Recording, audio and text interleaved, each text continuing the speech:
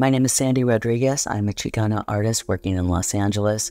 My series, The Codex Rodriguez Mondragon, maps ongoing cycles of violence on communities of color by blending historic and recent events. The over a dozen maps from this series are made with site-specifically sourced, hand-processed, earth, plant, and insect-based watercolor on sacred and once outlawed amate paper, a testament to the indigenous artistic traditions of the Americas. Recovering medicinal and aesthetic uses of local plants and pigments enables my work to support healing and awareness building of current and historic traumas. The labor-intensive process synthesizes interdisciplinary research that includes rigorous field study, historic and ethnobotanical, with the urgency to address the current crisis in the United States and the US-Mexico border. This latest work, Tear Gas Map of the United States in 2020, makes visible the militarized police response to national protests against police violence and public executions in 2020. I included scenes across the United States where racial justice demonstrators were gassed by local police and federal agents. The New York Times reported 100 cities where residents were assaulted with chemical agents amid the COVID-19 respiratory pandemic.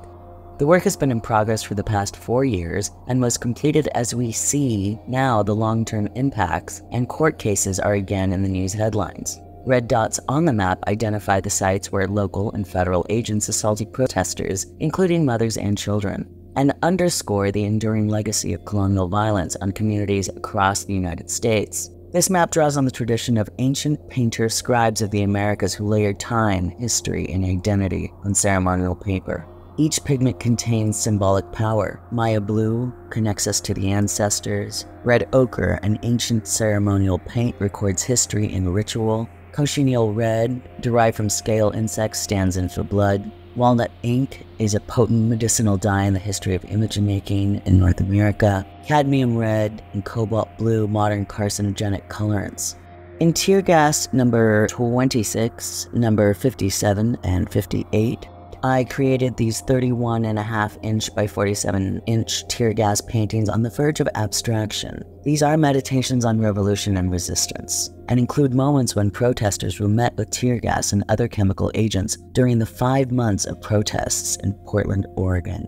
These scenes include dates and locations where peaceful protesters protected themselves. Day 26, a billowing archway of tear gas frames the glow of streetlights on a desolate street. Day 57 highlights a protester using a leaf blower against the tear gas. Day 58 includes a figure with a flash from a CS canister at his feet. All the works are painted in hand-processed watercolor, including carcinogenic pigments such as cadmium yellow and cobalt blue, layered on top of organic hand-processed walnut ink and charcoal watercolor on amate paper.